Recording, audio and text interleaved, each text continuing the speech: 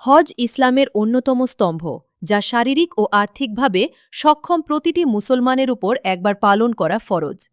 প্রতিবছর ভারতসহ বিশ্বের বিভিন্ন প্রান্ত থেকে লাখ লাখ মুসলিম ধর্মপ্রাণ আল্লাহর সন্তুষ্টির আশায় পবিত্র মক্কা নগরীতে সমবেত হন। গত শনিবার হজ যাত্রীদের নিয়ে কলকাতার নেতাজি সুভাষচন্দ্র বসু আন্তর্জাতিক বিমানবন্দর থেকে প্রথম ফ্লাইট রওনা দিল সৌদি আরবের উদ্দেশ্যে।